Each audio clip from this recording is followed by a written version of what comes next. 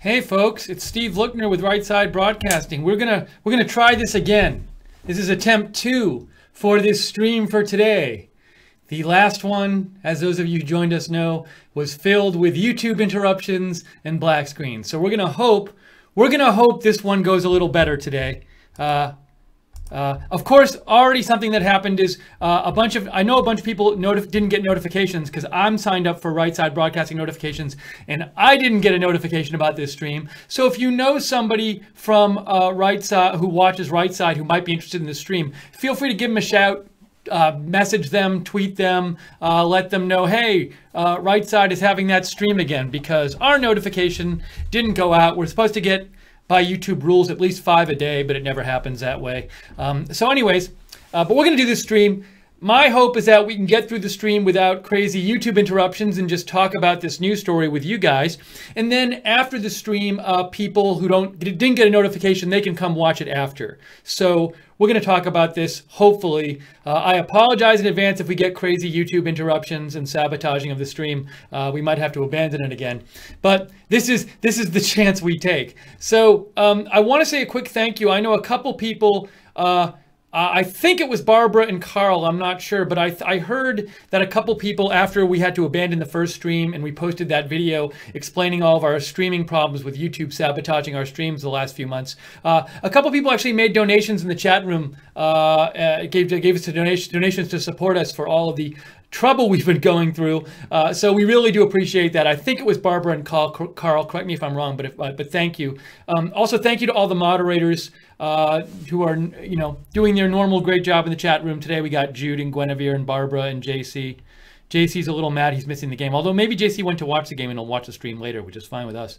Webster is there too. So yeah, thank all of you and thanks for tuning in. So we want to talk about this Charlottesville story. And it's like, as soon as I say the word Charlottesville, I feel like someone at YouTube who's listening is going to start pressing the black screen button. But we'll see what happens, guys. We'll see. So the story we want to talk about, this came out this morning, and to me, it's a really important story. And, I haven't been watching TV all day. The little I've checked in on the mainstream media on TV, they've been talking about Trump, unsurprisingly. Also, on my Twitter feed, I follow a lot of different news sources.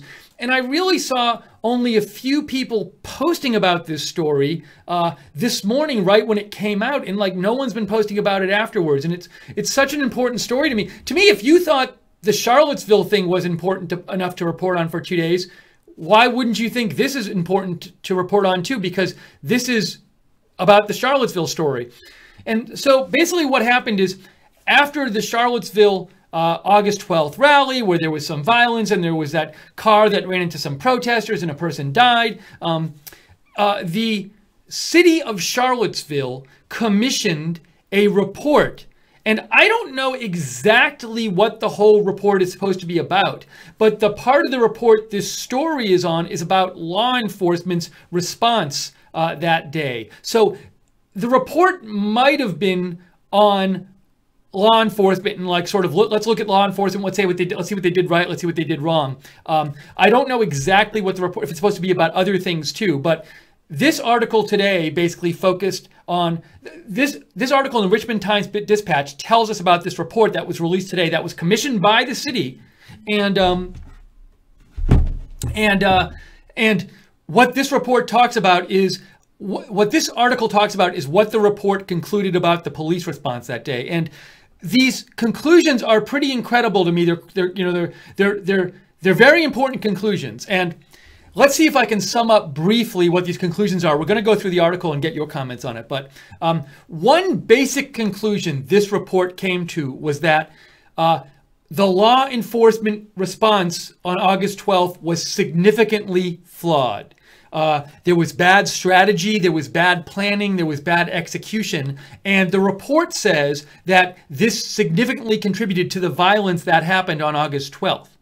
And more specifically, this report says very clearly the police were told to stand down. Now, they don't use the words exactly stand down, but they basically say the police were told not to get involved in fights that were going on, not to get actively involved. Police were told to lay back and stand back. And this report is critical of the police for doing that. And that is precisely a charge that was made months ago when this happened, but the police denied. Multiple officials denied that the police were told to stand down. But this report says, we'll see it, the police were told to stand down, and they did stand down. And the report criticizes the police for that.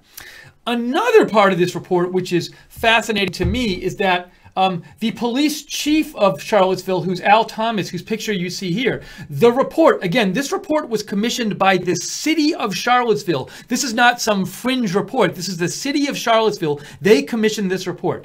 The report says that Police Chief Al Thomas of Charlottesville actively obstructed this investigation. He obstructed this investigation. It says that Al Thomas, Police Chief Al Thomas of Charlottesville, it said, among other things, he deleted text messages so investigators couldn't look at them. It says he tried to hide certain emails of his. It says he created fake documents. It talks in the article about how he created fake schedules that were not actually schedules that were used that day. He created them after the event. And he did all this stuff, according to the report, to obstruct the investigation. So that's a pretty bold charge right there, a pretty big charge. But again, this report is the report that was paid for and commissioned by the city of Charlottesville. So what I'd like to do is to go through this article and go through this report and talk about it with you. Oh, and another thing I saw in this article we'll talk about is there's a quote from the superintendent of, I think it's the superintendent of Virginia State Police. I gotta see that. Let me see if I can find, what's the exact title here? Hang on a second. I want to get this right as I say it. Superintendent. Yeah. Virginia State Police Superintendent. So this Virginia State Police Superintendent, as we shall see, he said in response to this report, he released a statement, and his statement said that extremists on both sides, on both the left and the right, came to the rally looking for violence. That's what he said. So the superintendent of state police in Charlottesville, either today or yesterday, whenever his statement came out, said both sides came to the report looking for violence. Now, to me, I think a lot of you probably remember when President Trump said that it was both sides contributed to the violence. A lot of the country and a huge amount of the media were just so just like angry and critical of him for saying such a thing. But here we have the Virginia Superintendent of Police, Virginia Superintendent of State Police, saying that both sides came looking for violence. We'll talk about that quote later, but you know, there's just so much in here that I remember how angry everybody was for like 4 days or a week after the Charlottesville thing, and everybody was jumping to all these conclusions about it. And no one wanted to listen to any kind of alternative viewpoints. But what we're seeing here is this is the city report that City of Charlottesville commissioned, and they're saying that the police messed up by standing down when they should have been involved, and they say the police failed to protect the rights of those people who were having that protest that day, failed to protect the rights of the people on the right who came out to protest the removal of the statue of General Lee. They say in the report, law enforcement failed them. The state failed those people. So these are not things we have been hearing and that we were hearing. And I feel like a lot of the things that this report says, if you had said it on August 13th, a lot of people would have tried to shout you down. And certainly, you know, the people, like when President Trump said both sides contributed to the violence, and I know there were some people on the right who said, look, you know, this wasn't the right wing starting all this violence. You know, the police have some responsibility here for the violence too. No one wanted to hear that.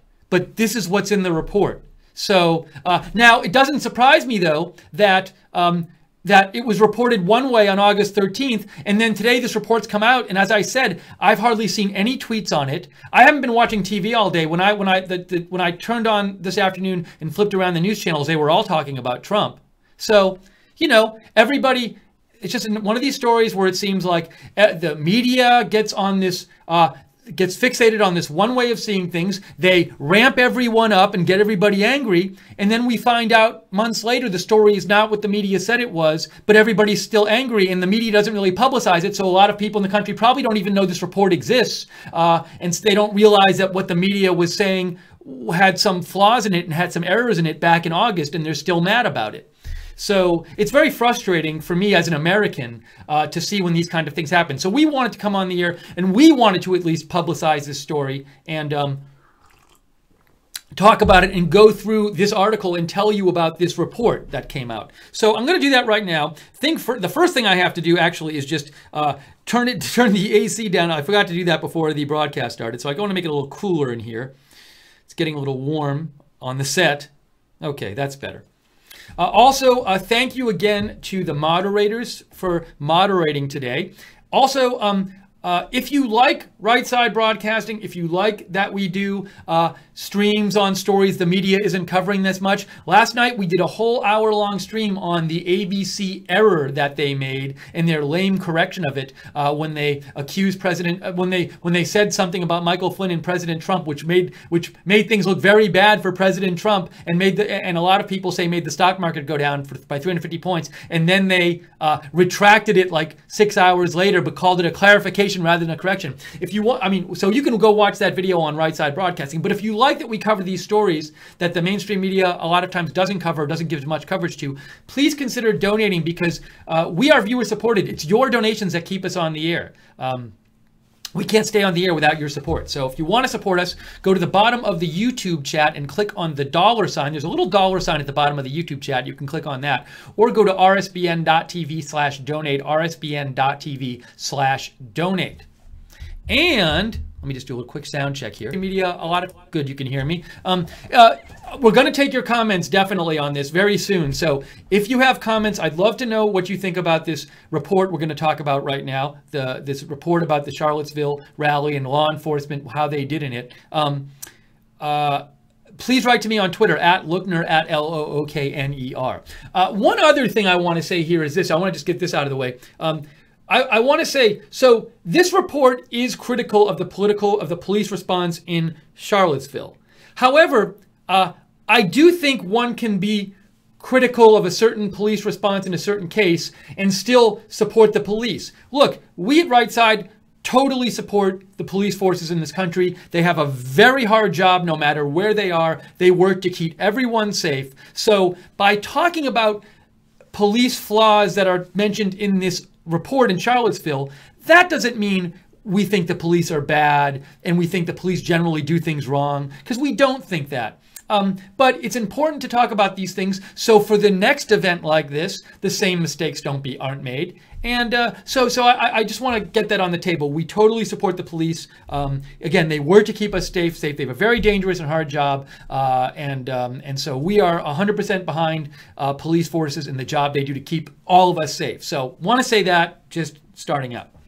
All right, let's talk about this article. I want to go through the article here. This is the Richmond Times-Dispatch, and they're talking about this review. So let's read through the article so you can get the full knowledge of what this story is today about this review. The headline says, "Faulty planning, passive police led to disastrous results." Now look at that headline in itself. That headline itself shows how wrong the narrative was that a lot of people had, which is, well, it's the white supremacist people who went to the rally. They caused all the problems and all the violence. Because that was a popular narrative. Look at what this says. Faulty planning and passive police led to disastrous results. So certainly if this headline is true and this report is true, you can't blame everything on white supremacists. You can't blame everything at the rally that went on them. All right, let's continue here. Okay, Charlottesville, a police officer, let's go through this article. A police officer radioed for help as angry protesters swarmed around her. "They're pushing the crowd my way and I have nobody here to help me." Tammy Shiflett, who had just returned to active duty as an elementary school resource officer. Let me say this again. Elementary school resource officer, after 2 months recovering from shoulder surgery, was the only person assigned to block traffic at the intersection where a deadly car attack began in Charlottesville on August 12th. So they assigned one person to block the traffic at that intersection, and it was an elementary school resource officer. And I'm not belittling those people. I'm just saying, obviously, with a big crowd of people, one elementary school resource officer, after 2 months recovering from shoulder surgery, is probably not adequate forces to keep a control of an intersection with lots of protesters. So let's continue. Now, she asked for reinforcements. Instead of sending reinforcements, a superior instructed her to abandon her posts and move the car that had been positioned in the intersection, leaving a wooden sawhorse as the only barrier keeping vehicles out of the area. Roughly an hour and a half later, a white nationalist drove his car down that very street, striking a crowd of counter-protesters and killing 32-year-old activist Heather Heyer. Look at what this paragraph says. It says, now we don't know, we haven't heard from law enforcement yet why exactly that car incident happened. Was it an intentional attack? Was it somebody having some kind of mental episode driving that car? We don't know. But what this story says is that car drove down that street and hit those people. It said there was a car in that intersection designed to block vehicles from coming in the intersection. And an hour and a half before the accident, one of the only officer in that intersection called for help, and instead of sending her help, the superior said, abandon your post and move the car that was blocking the intersection. So, I mean, if they just left the car there, that other car couldn't have got down the intersection. That's what this says. That's what this report says. I'm not making this up. The report's saying that. Continuing on here, the decision by police officers to set up only minimal barriers in preparation for the white nationalist rally, and then, in one particularly grave case, to withdraw from a crucial intersection was among the dozens of mistakes, missteps, and failures cited in a damning report commissioned by the city and publicly released Friday. So this report was commissioned by the city, and it talks about dozens of law enforcement mistakes on August 12th at that rally. And I forgot to give credit to the writers of this article from the Richmond Times-Dispatch. It was written by Ned Oliver and Graham Mumau. Okay, let's continue here. So this report got publicly released yesterday. The article continues. This is what the report says. Supervisors devised a poorly conceived plan that under-equipped and misaligned hundreds of officers, the report says. Execution of that plan elevated officer safety over public safety. So again, poorly conceived plan, under-equipped and misaligned officers, a plan that elevated officer safety over public safety. Wow. So already we're early in this article when we're hearing this report saying that failed planning, bad strategy by law enforcement helped lead to the bad results at Charlottesville. This isn't the narrative I was hearing from the mainstream media and the country in general right after the rally. I was just hearing it was all the white nationalists' fault, and also that it was all Trump's fault, and no one else was at fault. Also, remember, as I tweeted out today, I want to show you this. Keep in mind. Hang on a second. I want to pull this tweet up. Virginia Governor Terry McAuliffe got up there right after the briefing. I don't know if it was the day, right after the event on August 12th, after the rally. I don't know if it was the day of or the day after. But he just defended law enforcement as if he knew exactly what went on and didn't have to do any investigation, and said they did a successful job there, when clearly he had no idea what he was talking about, because we see that from the report. And I just want to show you what I had found earlier today before I continue with the story. Yeah, I posted this earlier. But the link to the story is, Virginia governor defends Charlottesville response. So he defended the Charlottesville response. He said it was successful. That's a story from way back in August. And I tweeted out, remember when he said the law enforcement response was successful? I guess he had no idea what he was talking about. But he didn't care. He got up there, even though he clearly didn't know what he was talking about, and said how the response was successful. Also, let me point out that I believe it might have been Chief Thomas, but there was definitely somebody from law enforcement. There were definitely law enforcement officials, which this article says, from Charlottesville, who said we didn't tell officers to stand down, and they were either incorrect, inexcusably so, or they were lying. I don't know which, but they weren't telling that wasn't true, as we'll see. Okay, let's get back to this review. This review, led by Tim Heafy, a former federal prosecutor who now works for Hunton and Williams, also found. So here are some other things that the review of law enforcement procedures on that day found. Despite, this is so important here, I'm going to highlight it. Despite repeated public statements by state and local officials that officers were not instructed to stand down, police had in fact been instructed only to intervene in conflicts between white nationalists and counter-protesters in the event of serious injury. So they claimed they weren't telling officers to stand down. But look what the report says. The report says they told officers, don't get involved unless there's a serious injury. So basically, don't break up fights if somebody's not seriously injured yet. That's telling them to stand down. We're going to see more about this telling them to stand down later. The report also says a Virginia State Police commander made an off-plan decision to keep state officers behind barricades instead of sending them into the streets to break up fights and make arrests. Look at that. That's standing down. A state police commander made an off-plan decision to keep state officers behind barricades instead of sending them into the streets to break up fights and make arrests. That's telling them to stand down. Oh, look at this. Speaking of standing down, after clashes began, Police Chief Al Thomas was heard by several people in the command center saying to let them fight. It will make it easier to declare an unlawful assembly and shut down the rally. So that's several people hearing the chief of police saying, let them fight. And then look at what it says about the police chief. Police Chief Thomas, who was the face of law enforcement. I remember the press conference after if I'm right, after the rally, he got up there to speak in that press conference with Terry McAuliffe. Police Chief Thomas, the report says, attempted to obstruct the city's investigation, deleting relevant text messages, attempting to hide his use of a personal email account to conduct some official police business, and creating planning checklists that were not actually used to plan for the rallies.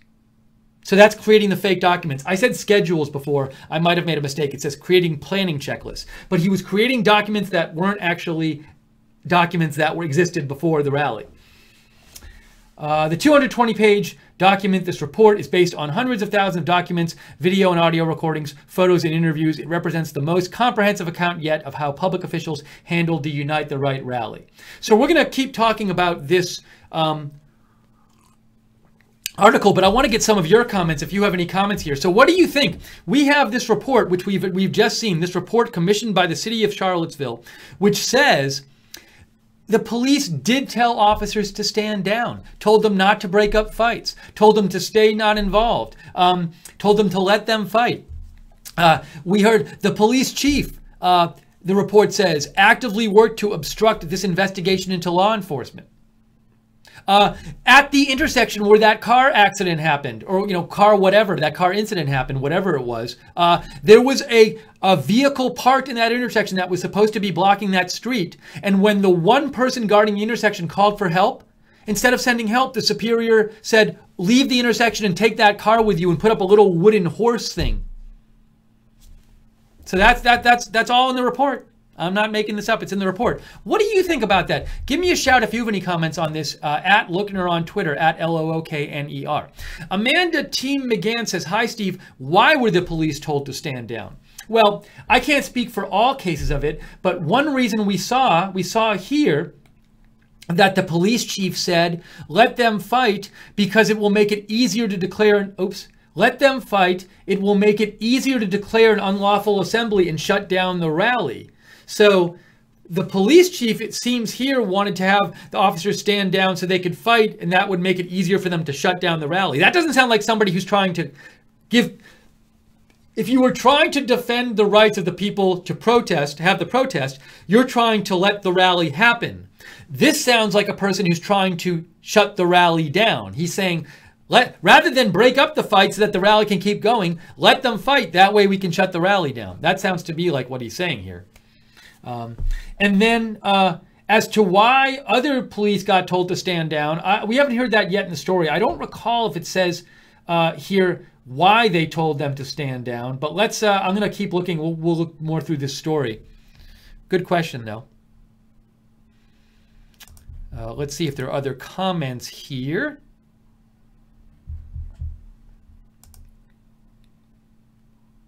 Okay, I think I've gotten all your comments. If you have comments, write to me at @Lookner on Twitter. We'll read your comments on the air. And let me mention again, first of all, if you want to know when we're coming on the air with these news videos, subscribe to us on YouTube. Click the notifications bell when you subscribe. Also, we are viewer supported. We rely on your support to stay on the air. If you like our coverage, please feel free to donate. That's how we stay on the air. You can donate by going to the bottom of the YouTube chat and clicking on the $sign. Even small donations are welcome. They all add up. And also you can go to rsbn.tv/donate, rsbn.tv/donate. And if you have comments, write to me at @Lookner on Twitter, and I will read your comments on the air. Okay, let's continue going through this article about this report that just came out commissioned by the city about the Charlottesville law enforcement response to the August 12th rally.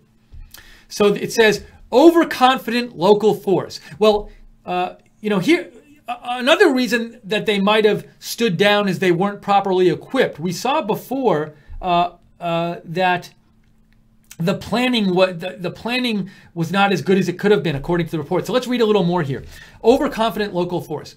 The racist far-right groups that organized the rally said they intended to protest the city's planned removal of a statue of Confederate General Robert E. Lee. But the event quickly devolved into chaos, culminating in the car attack that made the rally a national news story and led political leaders to promise a full exploration of what went wrong and how future violence might be prevented. At a news conference Friday in Charlottesville, Heafy, let me just make sure I have who Heafy is here.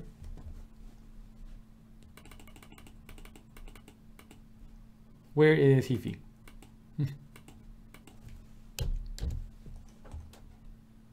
Tim Heafy is the person who led this review. Tim Heafy is the one who led this review. Okay, cool. So at a press conference yesterday, it's funny, this happened yesterday. I didn't hear any reporting on it yesterday at all.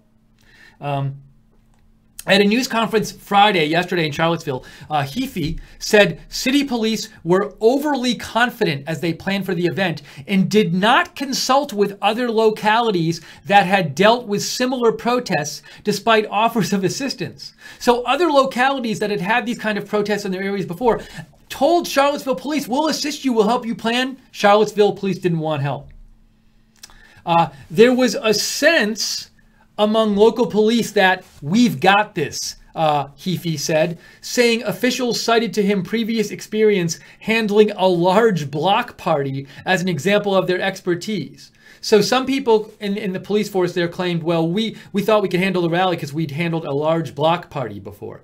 The report is particularly critical of the traffic plan, noting that city personnel had proposed using Jersey barriers or dump trucks to block intersections, but the idea was inexplicably discarded.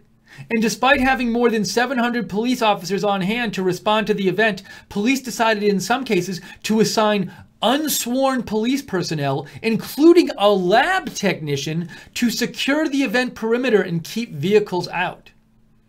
So really interesting there about how the some city personnel had proposed using kind of like big trucks to block cars from coming into the intersections. And the report says the idea was inexplicably discarded. And look what this says. Heafy says, they were told when it gets violent, go inside your car, lock your door, Heafy said. That's what he says about, I guess he's saying that about the unsworn police personnel and the lab technician who were out there supposed to keep these intersections secure. When Shiflett, the school resource officer, left her post, Shiflett was the officer who was the one officer at the intersection where the car incident happened and was told to leave. When she left her post, the commander in charge of traffic control was never notified.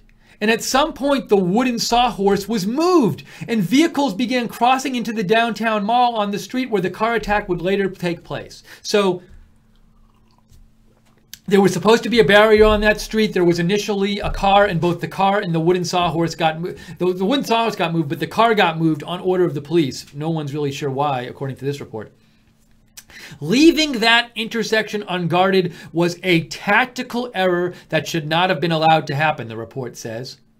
The report also says that while the city did not have authority under state law to ban firearms, it did have the power to ban weapons such as sticks and bats, but opted against pursuing such a prohibition based on incorrect legal advice from the local Commonwealth's attorney's office. So they could have banned sticks and bats, but they didn't. Why? Because they got bad, wrong advice from a city government lawyer, or I guess a state government lawyer. Let's just finish up this section now. In addition to criticizing police planning, the report criticizes city council members for what it characterizes as a last-minute interference. 10 days before the rally, the council asked for the event to be moved to a different park away from the downtown area over the objections of city staff members, including the police chief and city manager. The decision by elected officials to wade into operational planning was a dangerous overreach with lasting consequences. A federal judge ultimately overruled the attempt to cancel the permit, ordering the city to allow the rally to proceed at the originally planned location. I'm not sure what the lasting consequences were. All right, so we've gotten through about halfway through the article. I'm going to keep going here, but I'd love to get more feedback from you. So we have this report talking about how this report says that mistakes by law enforcement in strategy and planning and tactics contributed to the violence at Charlottesville. Talks about how law enforcement superiors ordered police to stand down and not get involved in fights there. We saw different things about that. So what do you think about this? Write to me on Twitter at Lookner if you have any thoughts on this story. AMD user writes in, during that event, InfoWars reporters Millie Weaver and Gavin were in the closed-off crowd live streaming, and they broke the report of the cops' stand down.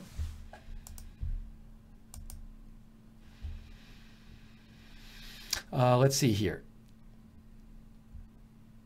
Tom S. sent me something. Tom S. says, it's no surprise the police were told to stand down. So often far-left mayors do not want to make the Antifa crowd look bad. They are told to stand down in so many major cities during protests. It is a combination of unpreparedness, negligence, and stupidity.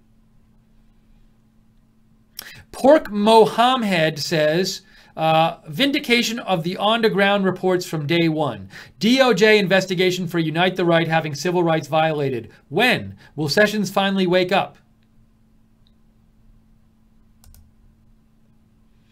Tina Marie Cavale writes in, I think she means about the police chief who, there was a report that he obstructed the investigation into Charlottesville, into the law enforcement procedures there. She says, why do we not hear about this guy? I gotta say, I am just shocked. I'm shocked and not shocked. According to this story we're reading, this report came out yesterday, and there was a news conference about it yesterday. I didn't hear a peep about this yesterday. Now, granted, the Michael Flynn stuff happened, but isn't this an important story? All I've basically heard about it is today's article in the Richmond Times. Is it the Times? Times Dispatch? Richmond Times Dispatch. It's like no one cares about the story. Somehow, the Charlottesville thing was so important to be like nonstop, a week straight of coverage. But now that this story comes out showing that what a lot of people thought about what went on there was wrong, no one cares about the story anymore. That's not important. We don't care. Why even talk about it?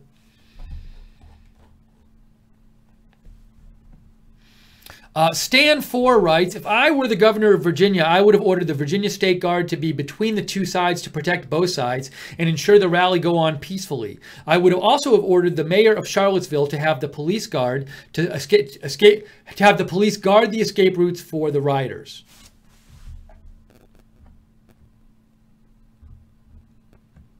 I am interested in, could could the police chief face criminal charges for obstructing this? Because this was not a law enforcement investigation.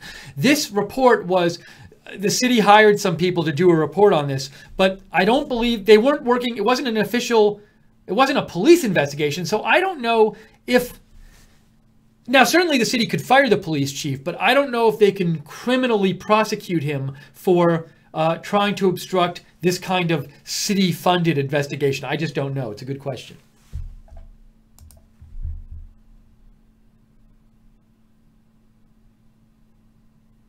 Let's see here. Top Turtle says the lady who died was not hit the car. The driver was having his car beat up with bats. Knocked out passenger side window, bashed right side window. I believe the lady who died was hit by the car. Now you might be also, but the main point of your, it sounds like maybe the main point you're making, Top Turtle, is you think there are questions about about the story told. I mean, the common story is that this person driving this car just intentionally rammed it into people as an act of terrorism. As I've posted repeatedly on Twitter, I'm still waiting to hear from some law enforcement official. Supposedly they were supposed to investigate this. We never have heard of any evidence either way about whether this was domestic terrorism or not. I'd love to know how that investigation is going so we can get some facts to it. If they present me compelling evidence that it was domestic terrorism, I'm happy to believe that. I would like to get more information about it.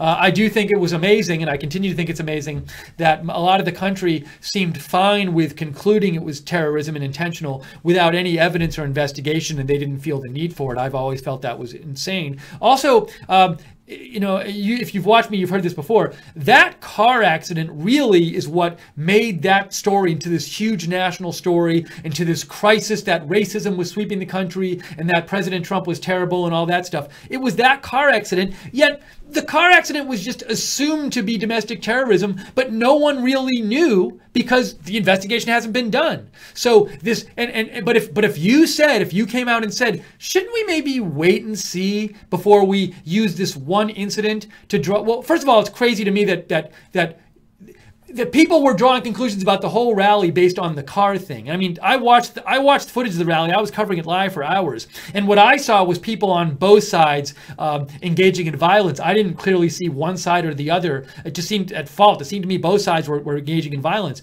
And also, I saw skirmishes. I didn't see people shooting each other.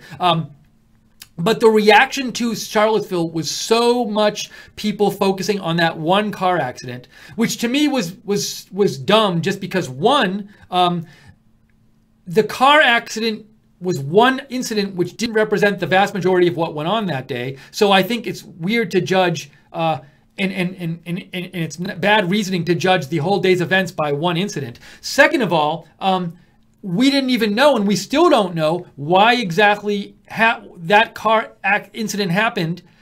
Was it intentional? What it was not?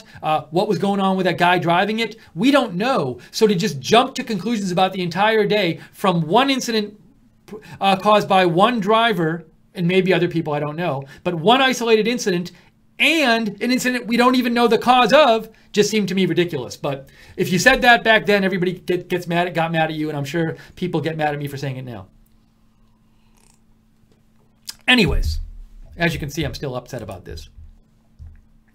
Bethany Maga writes in, glad you're able to go live tonight. Ever think about calling your broadcast A Closer Look with Steve Lookner? Keep up the good work. No, I want to call it Right Side Broadcasting Breaking News, because that's what it is. Thank you, Bethany. Top Turtle says, the lady died per her mother from a heart attack. Film showed her being pushed down by a fellow Antifa. Overhead film from drones showed nobody hit. No, I saw footage of people hit by the car. I definitely did. I've watched the footage because I was on the air. So again, at least as far as I'm aware, she was hit by the car. But look, I'm not gonna. Everybody you have a right to your opinion. I'm not gonna sit here and tell people they're wrong who write in. So I'm letting you know. I'm reading your comments and I'm letting you know what my understanding of the thing was. But I do know the car hit people because I saw it. Reagan Better says mainstream media only cares about a major news story when it happens. Many fail to follow up or do continuing coverage. It's their agenda. I totally agree with you, Reagan Better, that the mainstream media really cares a lot more about something right as it happens, and they really don't do follow up. And it, in a way, doesn't really seem to make sense because, again, if Charlottesville was important then, why isn't this new report about it important now? It's the same incident. Why isn't it important now? But I agree, they very short attention span. Okay, I want to move forward here and read a little more of this article. Thanks again to the moderators who've been moderating the chat. We got Guinevere and Barbara and who else is in there right now? Webster is there. JC was there before. JC is there. So thank you all. You can follow Right Side on Twitter at RSB Network and on Facebook at Right Side Broadcasting. And I know I say it a bunch, but we got to say it. We're viewer supported. If you want to keep us on the air, if you enjoy our broadcasts, please donate to Right Side Broadcasting. Click on the $ at the bottom of the YouTube chat. I'm not making this up when I say if we don't get donations, we would go off the air. That's what pays our bills. YouTube ad money, we make a little ad money, but it doesn't pay a lot, especially because a lot of time, like I'm sure this stream, they'll say it's not ad friendly, so we'll make no money on it, like advertising wise. So it's like a big zero we make on this stream, but we do it because we think it's important anyway. But a lot of times they say videos, or we'll cover a President Trump, a Sarah Sanders press briefing, and they'll say not ad friendly, and we'll do the request a review of this, and we'll do that. And a couple days later, they'll approve our review. But at that point, most people have watched it, and we don't get really much ad money from that either. So we're not making that much in ad money from YouTube. So really, it's your donations what keeps us on the air. So if you want to donate, you can go to the bottom of the YouTube chat and click on the $, or go to rsbn.tv/donate, rsbn.tv/donate. And if you have more comments, write to me at Lookner on Twitter, at LOOKNER. All right, let's keep going with this article. We're reading about this review that came out yesterday that was commissioned by the city of Charlottesville about the law enforcement response at the rally. Let's see here. We read passive police response. No, we didn't read passive police response. Here's passive police response. Here's a section. Instead of intervening in violent street clashes occurring around Emancipation Park, the site of the rally, police were instructed to take largely passive positions and were slow to change into riot gear. Look at that.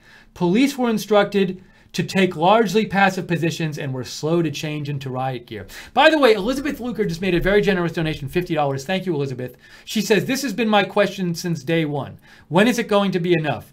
When are we going to unite and fight to save America? We are on dangerously slippery slope, and I guarantee you there isn't a pretty lodge with cocoa awaiting us. God bless us all. Thank you. That's a very nice donation from you, Elizabeth. We really appreciate it. That's really cool. Okay. We'll continue with this article. So police were instructed to take largely passive positions and were slow to change into riot gear. Check this out. It's a finding that starkly conflicts with prior assertions by both state and local authorities that police were not told to avoid getting involved in the clashes. There it is right there.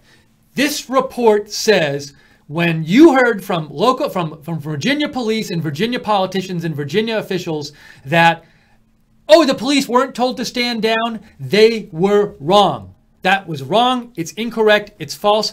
Were they lying? Did they just not know what they were talking about? I don't know. But this report says that what they were saying was wrong. It says it right there.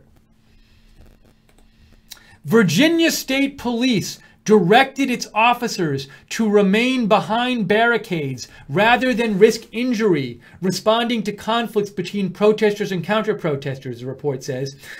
Charlottesville police commanders similarly instructed their officers not to intervene in all but the most serious physical confrontations.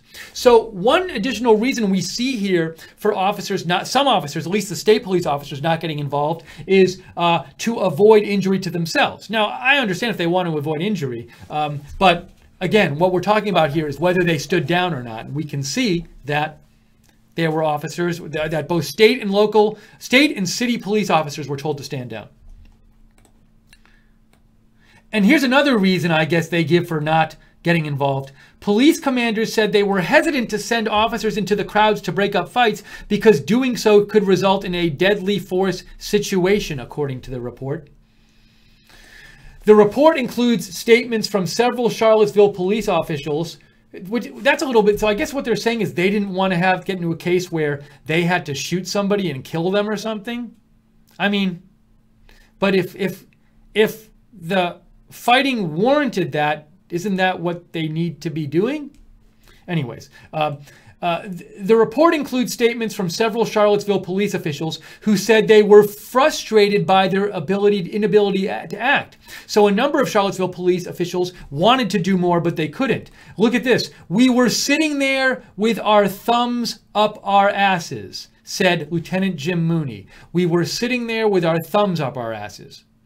Instead of taking a more aggressive posture to prevent violence, the report says, commanders focused on declaring an unlawful assembly to clear the park. When violence broke out, Chief Thomas of the Charlottesville police said, "Let them fight. It will make it easier to declare an unlawful assembly," according to the recollections of Emily Lance, an executive assistant in the police department. The report says Thomas did not recall making the remark, and an attorney for Thomas denied he said it. But as we saw, several witnesses said they heard him say it. Hey, William Geary made a donation. William Geary says, "Keep fighting the good fight, RSBN. We will win against these globalists." Thank you, William, very much for the donation. We appreciate it. All right, let me get to some more of your comments here. See if anybody wrote in about this story. If you have thoughts about this story, write to me at @Lookner.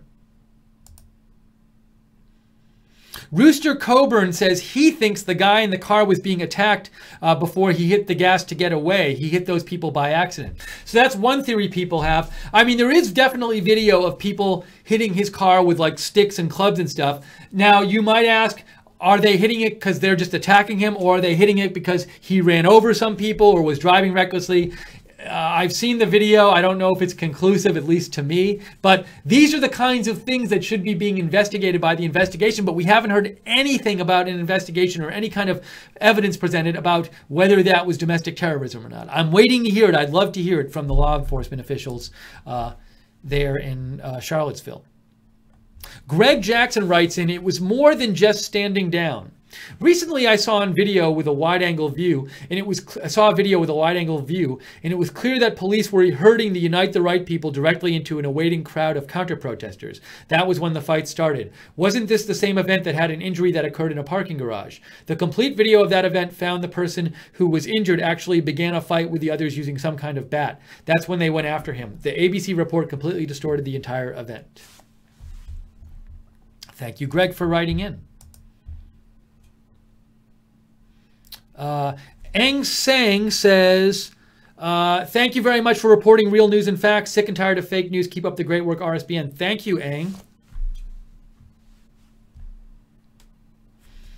Tom S. says, "Shockingly, the only major media outlet he's seen reporting on this issue was the New York Times, who had a back page article from yesterday." I didn't see that, but it's good to know that they did. Thank you, Tom. But you say it was on the back page. Bethany says she can't access the chat. Now, I see the chat going and people are commenting on it, Bethany. You might want to maybe refresh your browser and see if that helps. I'm not sure. But let us know if you're still having chat problems. Based Pennsylvania says the mainstream media isn't talking about the Charlottesville report because it kills their left-wing narrative and it proves Trump was right.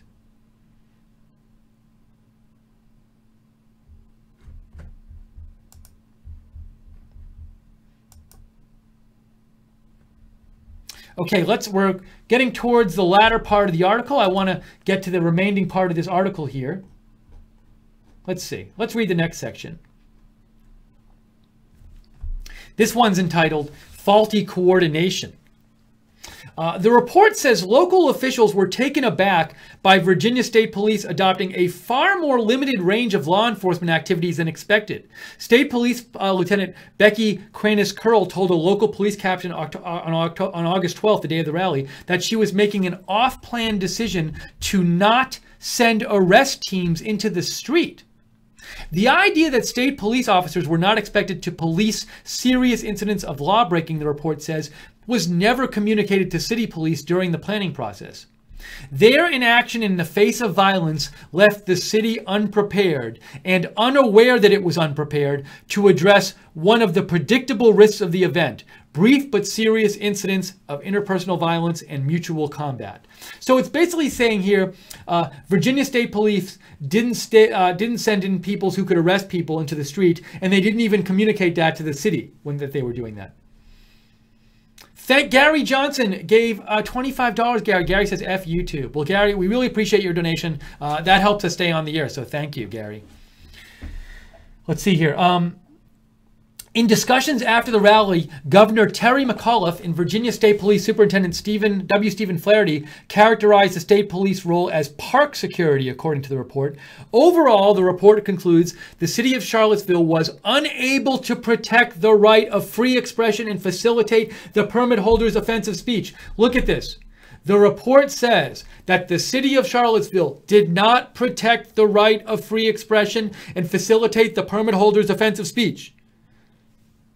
So it does say in the report that the city of Charlottesville failed to protect the rights of the protesters.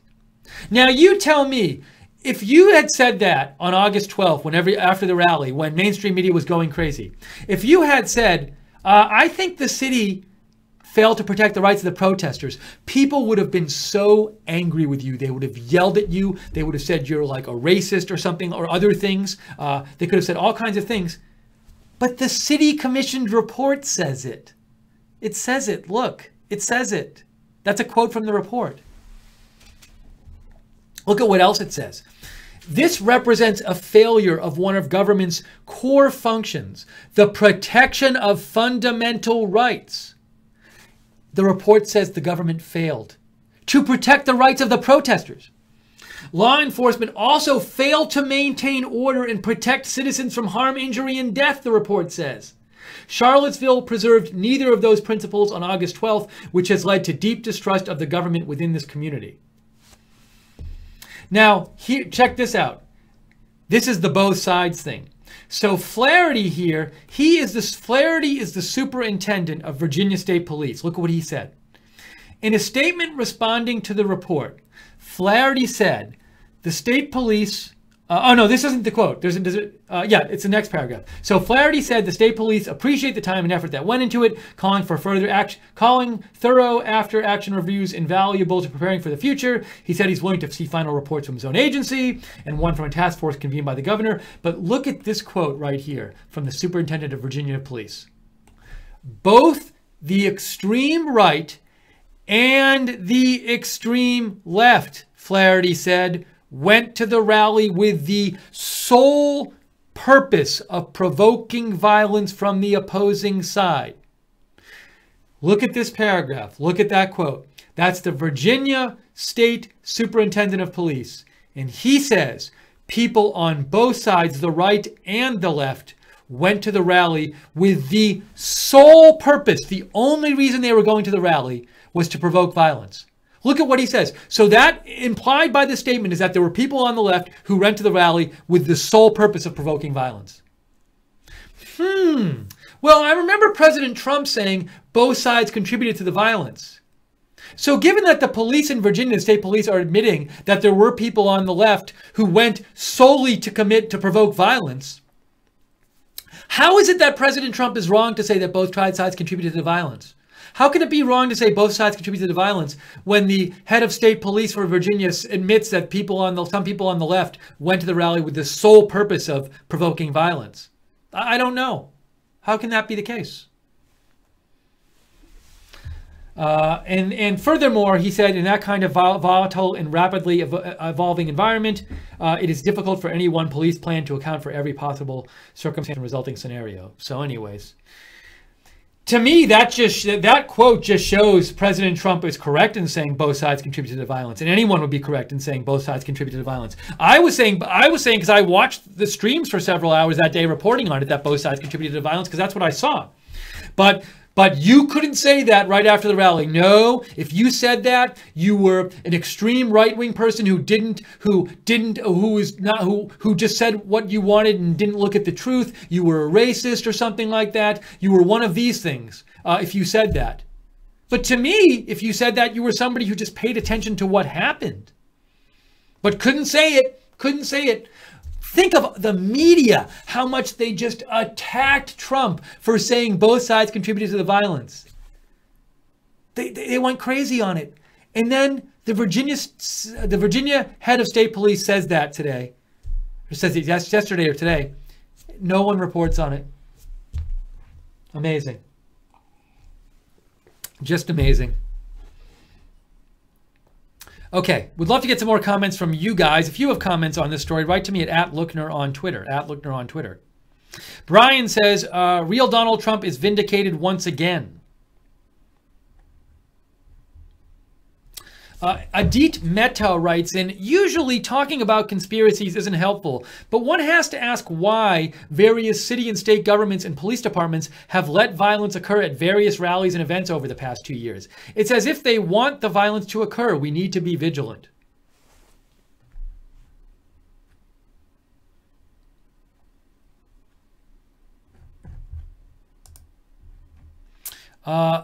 Do the Right Thing wrote that he was having some trouble watching our live streams.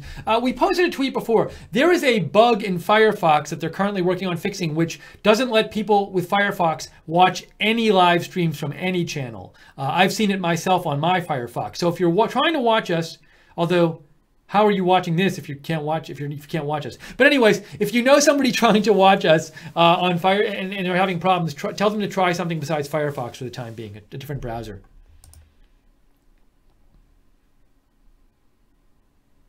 Marilyn says, why is no one talking about the videos of both Antifa and the KKK getting off of the same buses? I am not familiar with the videos, Marilyn. I'm not saying they didn't happen. I'm just saying personally I'm not familiar with them.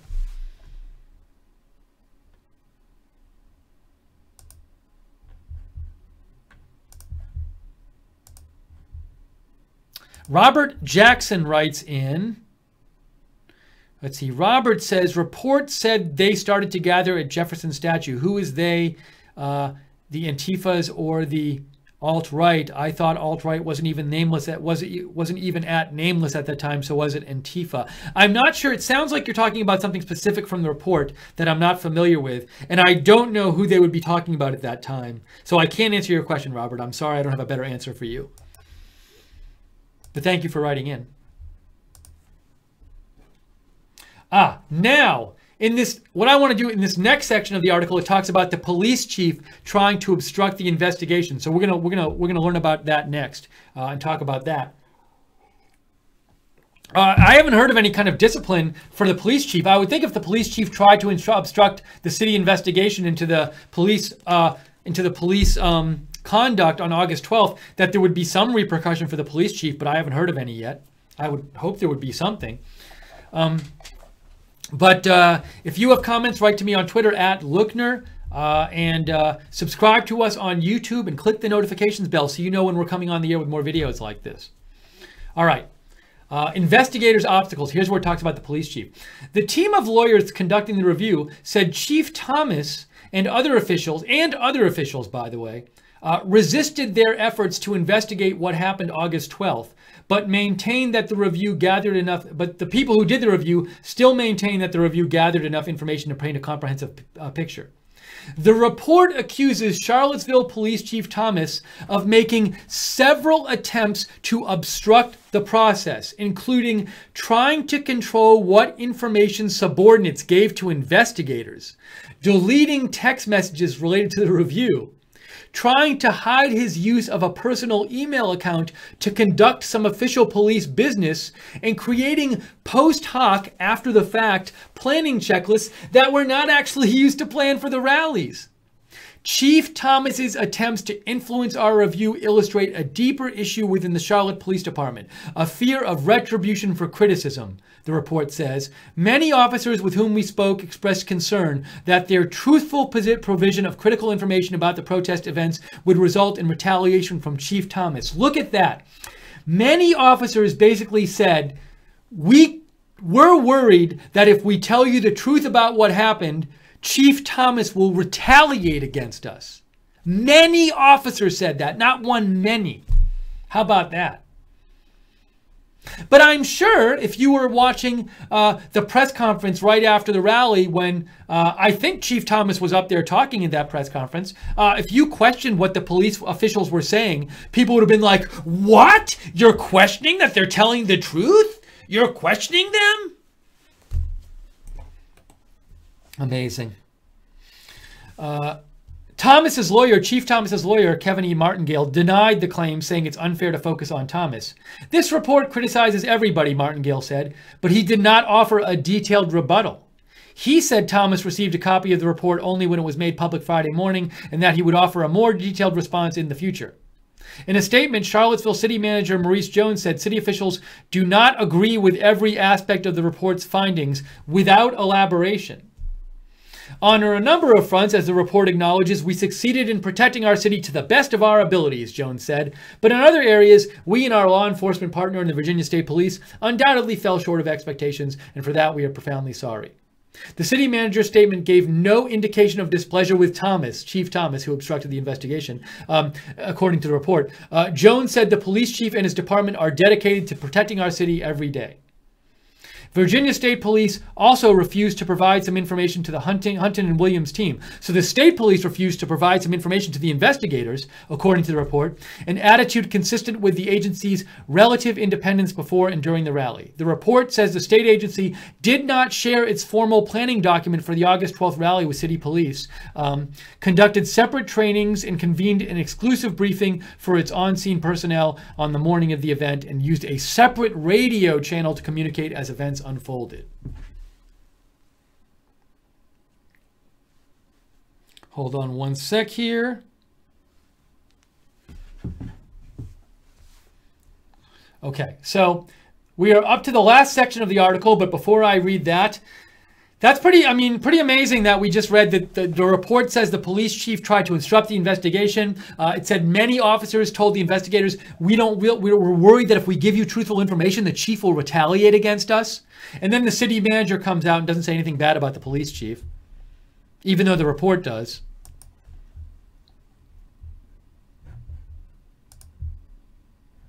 So if you have comments on this story, you want me to read them on the air, at Lookner on Twitter. Not a Russian troll writes, the protesters were told to enter the park through the leftist crowd. They thought they'd enter through the back. Once in the park, after being maced by leftists, riot police had put barricades in the back and pushed the right something out into the crowd. It happened right away. Reagan Better says, Virginia thing was more about white nationalism and the hurricane stopped the media from reporting.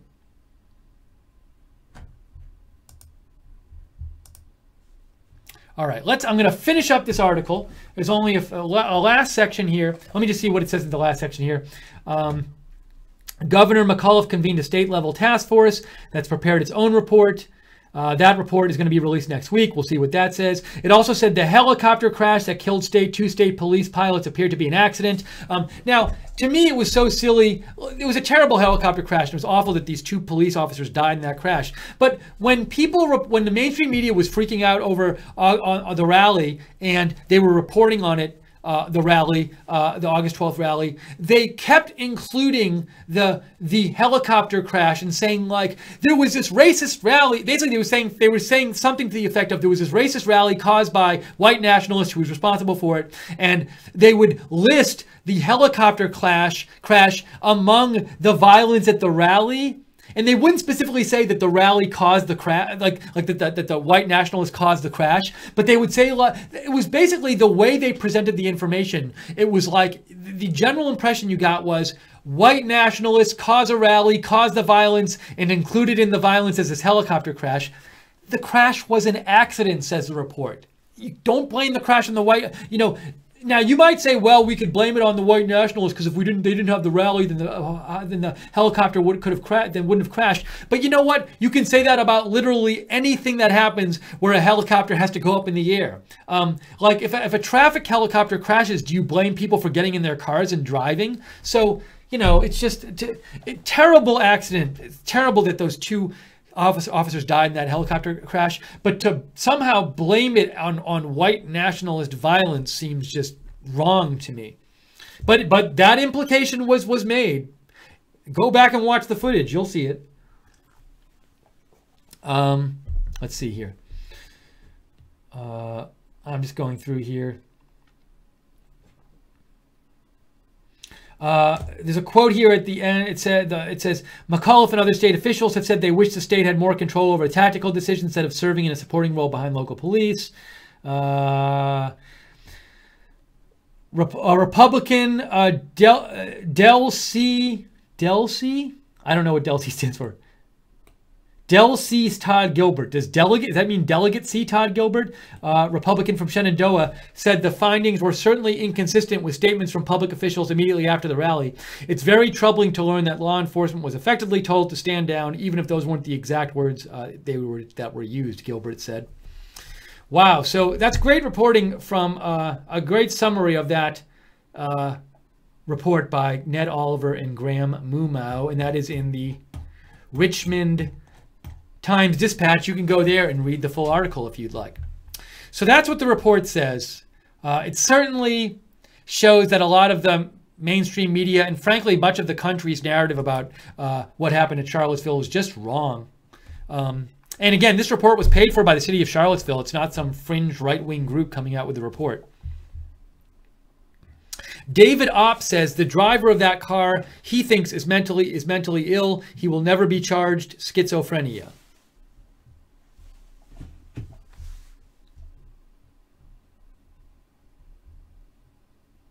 Thank you, Radio Infidel Show, for tweeting out about this broadcast.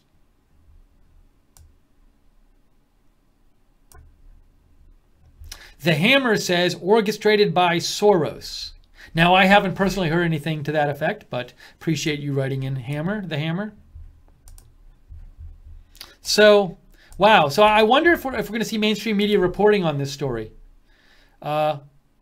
Greg Jackson says, if this report was commissioned by a government entity, it would not be obstruction of justice if someone interfered with said investigation. So that's what I was wondering before. If this was a police investigation and the police chief obstructed it, that would be obstruction of justice. Maybe this is not obstruction of justice, although I don't know if there are any kind of laws against obstructing a city investigation. However, regardless of whether the police chief faces legal actions for obstructing this investigation, it certainly seems to me he should face some kind of punishment from the city for obstructing the investigation, as the city's report says he did. We'll see if that happens. I wonder, is the mainstream media talking about this story? I will say again, I follow lots of different news sources on People, a lot of different news sources on Twitter, People news sources, and the only tweets I saw about this were this morning, right when it came out. I've seen nothing the rest of the day, and there weren't even that many. Okay, so I do see, all right, so look, the Post did have an article about it yesterday. I like it. Washington Post had this article. Charlottesville response to white supremacist rally sharply criticized and report. They don't talk about standing, in the lead though, note they don't mention standing down in the lead. Ill-prepared, lacked proper training, and devised a flawed plan. They don't say in the lead in the Washington Post they were told to stand down. In the second paragraph, they don't talk about standing down. In the third paragraph, they don't talk about standing down. Whoa, did they even I haven't seen any standing down stuff yet.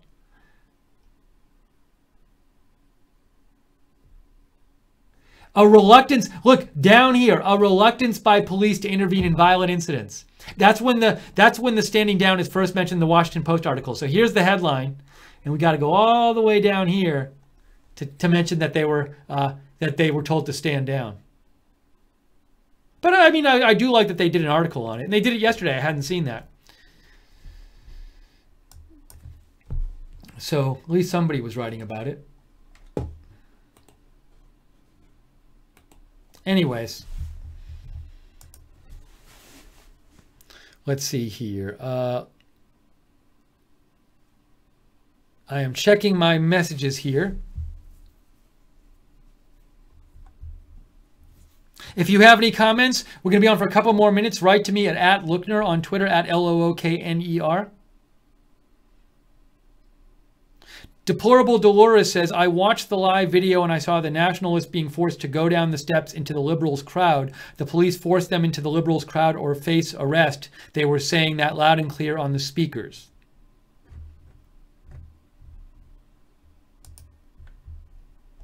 Not a Russian Troll says, in a live stream video, you see the riot police pushing the nationalists out of the park, down the stairs where the leftists were bashing people as they left. You also see yellow vest police blocking the back of the park and a leftist woman yelling for the police to let them leave through the back. Based Pennsylvania says, I think there is a clear case of civil rights violation after this report. Odd that the ACLU Virginia is quiet about this. Jeff Sessions, it's an interesting point you make. They say in the report that the rights of the people who went to protest were not protected, both for their freedom of saying what they wanted and also to be protected from violence. They seem to say that the rights of everybody there were that the police didn't do their duty to keep a safe environment there. So could people sue the city and say, hey, you didn't adequately protect our rights? I don't know. You're wanting you think the ACLU VA should say something, Based Pennsylvania? Let's see. Andrew G. Perrin says, was it a Right to Life rally or did you misspeak? Well, I gave the name of the rally, but what was it called? Let me just clarify this.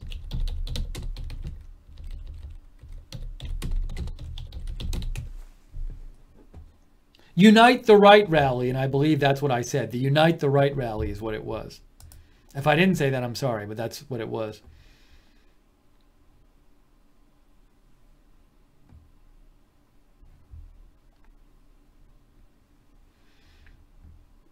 Adam says, I encourage you and all the viewers to watch this video. I'm not with them, but I saw it that day. I saw that video too. They are a group of patriots who went to Charlottesville to stand for freedom of speech, not the racist crap. Yes, they said they were just going there to stand up for freedom of speech, but they got thrown in the mess, and they give exact details about what they went through with the cops and the left. Now, I can't show you the video because it's on their YouTube channel, but I can show people the name of the video, so you can go watch it if you want yourselves.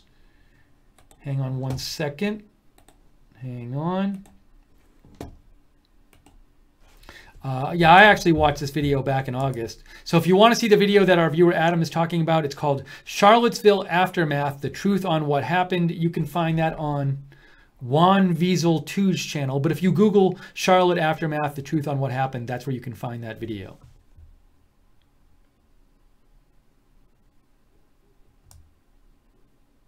That might not be the original channel it was posted on. I don't know if the people who posted it on a different channel too, or if that's somebody else who posted it. So I don't make any claims about what channel it was originally on. I'm just saying that's a place you can watch the video.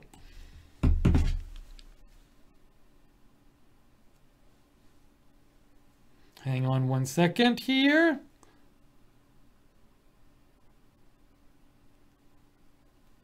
Just responding to a message from Jake.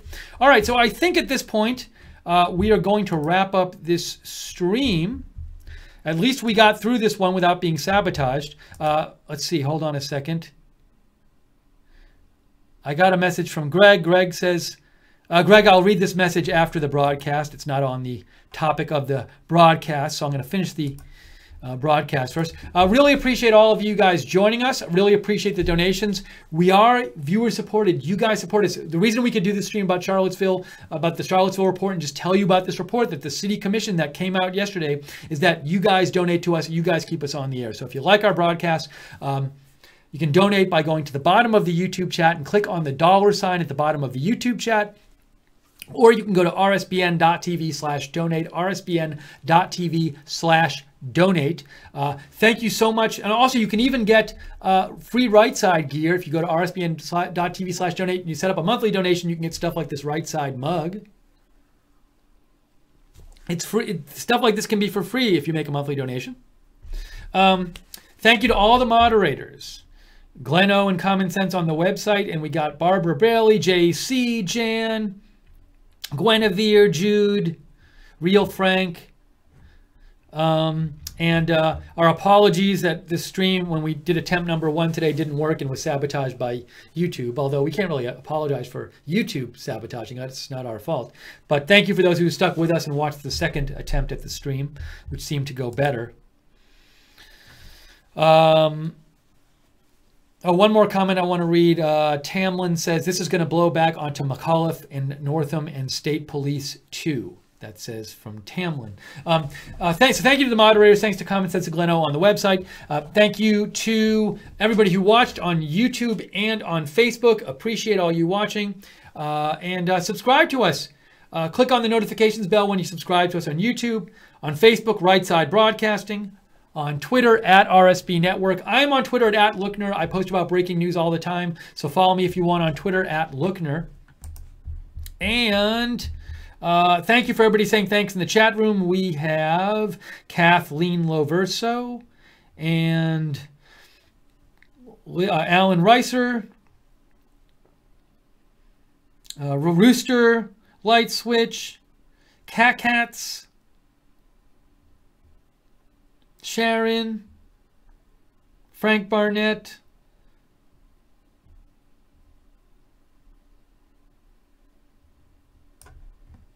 William Geary,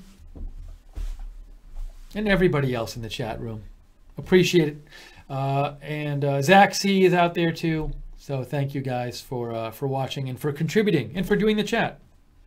All right, we're wrapping this up. Hope you all have a great rest of your weekend.